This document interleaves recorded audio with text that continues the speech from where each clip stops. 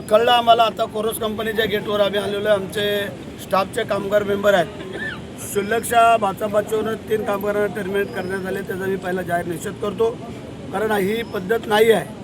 काय बाचाबाची किंवा शाब्दिक हे काही देवाणघेवाण होत असते, म्हणून एवढा मोठा अन्याय करता कामा नये. परंतु हरकत नाही आहे, जो हम करो सो कायदा आहे तो हळूहळू हे जंगलराज कमी होत जाईल. कारण आपल्याला कल्पना आहे कामगार आहेत तर कंपनी आहेत. कोणी असं समजू नये की कंपनी आहे म्हणून कामगार आहेत.